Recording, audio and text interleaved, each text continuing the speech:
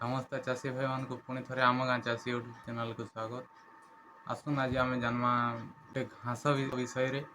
ଆଉ ସେ ଘାସଟା ପ୍ରାୟ ସେ ଜମିରେ ଦେଖାଯାଏସି, ଯାହାକି ଆମେ ଚାଷ୍ କର୍ମା ଯେନ୍ ପନିପରିବା ଚାଷ୍ ହଉ କି ଯେକୌଣସି ଚାଷ୍ ଜମିରେ ଏଇ ଲଟାଟା ବହୁତ ପରିମାଣରେ ଦେଖାଯାଏସି। ଲଟା ଗୁଟେ ଥିଲେ ବି ତାର ଚେର ଲମି ଲମି କରି ଇଟା ବହୁତ ଗୁଟେ ଲଟା ହେଇଯାଏସି। ଆଉ ଆସୁନ୍ ସେ ଲଟା ବିଷୟରେ ଆଜି ଜାନ୍ମା। ସେ ଲଟା ହେଲା, ଦେଖୁନ୍ ଇଟା ସେ ଲଟାଟା ଏ। ଆଉ ଇଟା ତ ଆମର ଆଞ୍ଚଳିକ ଭାଷାରେ ଇଟା ଆମେ ଭୋତାଲ୍ ଲଟା ବୋଲି କୁହାଯାଏସି। ହେଲେ ଆପଣଙ୍କର ଆଡ଼େ କାଣା ଯେ ଆପଣ କହିବେ। ଆଉ ଇ ଲଟାଟା ପ୍ରାୟ ଜମିରେ ହେଲା ବେଲେ ବହୁତ ପରିମାଣରେ ଚାପି ଯାଏସି, ଯାହାକି ଆମର ଯାହା ବି ଚାଷ ହେଇଥିବା ସେଟାକି ଯାହା ବି ଆମେ ଚାଷ ଯେନ୍ଟାକି ସାର୍ ଖତ ଯାହା ବି ଦେମା ଆମେ ଆମର ଗଛଟା ନି ପାଇକରି ଇ ଲଟା ସବୁ ଘିଚି ନେସି। ଆସୁନ୍ ଇ ଲଟା କି କେନ୍ତାରେ ଆମେ ଦମନ କରିପାର୍ମା ଯେ ସେ ବିଷୟରେ ଆଜି ଟିକିନିଖି କରି ସବୁ ଆଲୋଚନା କର୍ମା। ଚାଲୁନ୍। ଜୟ ଜଗନ୍ନାଥ ଚାଷୀ ଭାଇମାନେ, ପୁଣି ଥରେ ଆମେ ଏକ ନୂଆ ଅଧ୍ୟାୟକୁ ଆପଣମାନଙ୍କୁ ପୁଣି ଥରେ ଆମର ତରଫରୁ ସ୍ୱାଗତ। ଆଉ ଆଜି ଯେନ୍ଟା ଅଛି ଦେଖ୍ମା ଗୋଟେ ବଡ଼ ସମସ୍ୟାଟେ ଆମ ଚାଷୀ ଭାଇମାନଙ୍କର, ଯେନ୍ଟାକି ଆମର ପନିପରିବା ଚାଷ ହଉ, ଧାନ ଚାଷ ହଉ, ପ୍ରାୟ ଟାଇମ୍ ଦେଖ୍ବାକେ ମିଲ୍ସି ଆମର ପନିପରିବା ଚାଷରେ ଯେନ୍ ଘାସ ବିଷୟରେ ଆମେ ଆଲୋଚନା କର୍ମା ସେ ପ୍ରାୟତଃ ସବୁ ଟାଇମ୍ରେ ହେସି। ପାଣି ପାଏଲା ଏକା ସେ ଘାସଟା ଉଠିଯିବା। ଆପଣ ତାକେ ପଲିଥିନ୍ ଘୋଡ଼େଇ ଥିଲେ ବି ସେ ଘାସଟା ଯେନ୍ ଆଡ଼ୁ ହେଲେ ବି ଯେନ୍ ଆଡ଼ୁ ସେ ତାର ଗଛଟା ବୃଦ୍ଧି କର୍ବାକେ ଲାଗ୍ବା। ଆର୍ ସେ ଗୁଟେ ଗଛ ଯଦି ଥିଲା ସେ ଜାଗାରେ ବେଲେ ତାର୍ ଚେର ଲମ୍ବିକି କନ୍ଦା ହେଇକି ସେ ବଢ଼ି ଚାଲ୍ବା, ଯାର୍ ଫଳରେ କି ଆପଣଙ୍କର ଅମଲ୍କେ କମେଇ ଦେବା। ଆଉ ଗଛ କିଛି ଖାଦ୍ୟ ପାଇନିପାରେ, ସେଇ ଘାସ ଗଛ ଏକା ସବୁ ଖାଦ୍ୟ ନେଇକିରି ତାର୍ ବଂଶ ବିସ୍ତାର କର୍ବା।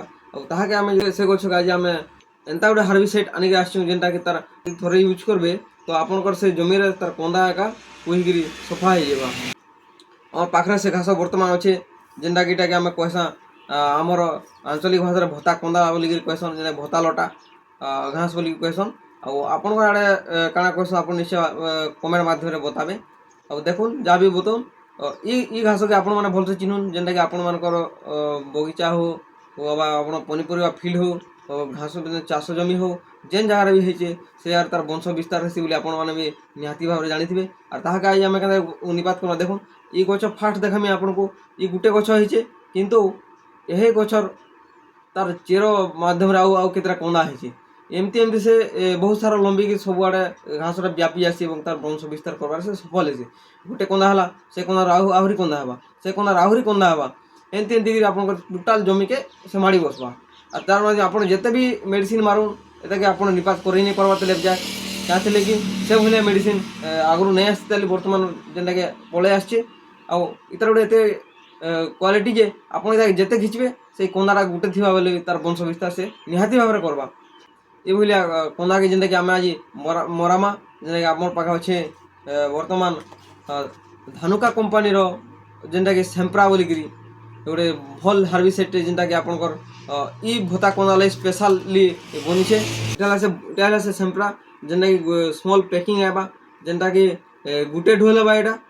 ଆଉ ଇଟା ରହେବା ଆମର୍ 3.6 ଗ୍ରାମ୍, ମାତ୍ର 3.6 ଗ୍ରାମ୍। ଆମର୍ ଗୁଟେ ଢୋଲ୍ 15 ଲିଟର ଢୋଲ୍ରେ ଇଟା ଗୁଟେ ଲାଗ୍ବା। ବ୍ୟବହାର କର୍ମା ତାର୍ ମାର୍ବାର୍ ପଦ୍ଧତି ହେଲା, ଘାସଟା ଉଠି ଯାଇଛେ ମାନେ ଘାସକେ ଉଠବାକେ ଦେବେ ଟିକେ, ଠିକ୍ ଇ ସାଇଜ୍ ହେଲେ ତାର୍ପରେ ଜମିକେ ଫାର୍ଷ୍ଟ ଟିକେ ଓଦା କରିଦେବେ। ଆଉ ତାକେ ସ୍ପ୍ରେ କରିଦେବେ, ଯେନ୍ଟାକି ଆମର୍ ଇ ଗୁଇଟା ହଉଛେ ଗୁଟେ ଢୋଲ୍ ବା, ଇ ଗୁଟେ ଢୋଲ୍ ଆମେ ଯଦି ମିଶେଇକରି ତାକେ ସ୍ପ୍ରେ କରିଦେମା, ତାହେଲେ ଘାସଟା ମରିଯିବା। ଆଉ ଯେନ୍ ଜମିରେ ବି ଆମେ ମାରୁଛୁଁ, ପହିଲା ଗୁଟେ କଥା ମନେ ରଖିଥିବେ, ସେ ଯତକ ଚାଷ୍ ନାଇଁ କର୍ବେ, କାଁଥିର୍ ଲାଗି ସେ ଜାଗାରେ ଯଦି ଆପଣ ଚାଷ୍ କରିବେ ତ ଆପଣ ଚାଷ୍ରେ ସକ୍ସେସ୍ ନେଇ ହେଇପାରନ୍। ତାହାକେ ଗୁଟେ ମାସ୍ ଛାଡ଼ି ଦେଇଥିବେ, ଆଉ ମାସେ ପରେ ଆପଣ ଯେନ୍ ଚାଷ୍ ବି କରୁଛନ୍ ଆପଣ ଚାଷ୍ କରିପାର୍ବେ। ଆମର୍ ସେମ୍ପ୍ରା ବୋଲିକି ଯେନ୍ ହାର୍ବିସାଇଡ଼୍ଟା ରହେଲା, ଆପଣମାନେ ନିହାତି ଥରେ ୟୁଜ୍ କରି ଦେଖୁନ୍। ନିହାତି ଭାବେ ଆପଣ ଏଇ ଭିଡ଼ିଓରେ ବୁଝିପାରିଥିବେ ଏଇ ଲଟା ବିଷୟରେ ଆଉ ଏଇ ହାର୍ବିସାଇଡ଼୍ ବିଷୟରେ। ନିହାତି ଭାବେ ଆପଣ ବ୍ୟବହାର କରନ୍ ଆପଣଙ୍କ ଚାଷ ଜମିରେ, ଚାଷ କରନ୍, ନିହାତି ଭାବେ ସକ୍ସେସ୍ ହେବା। ଏନ୍ତା ଏକା ସବୁବେଲେ ଚାଷ୍ ରିଲେଟେଡ଼୍ ଯାହା ଭିଡ଼ିଓ ଦେଖ୍ବାର୍ ଲାଗି ଆପଣ ଆମର୍ ଚ୍ୟାନେଲ୍କେ ସବସ୍କ୍ରାଇବ୍ କରୁନ୍ ଆଉ ଲାଇକ୍ କରୁନ୍। ନିହାତି ଭାବେ କମେଣ୍ଟ ମାଧ୍ୟମରେ ଆପଣ ନିହାତି ଜଣଉନ୍ ଆପଣଙ୍କ ମତାମତ। ଧନ୍ୟବାଦ।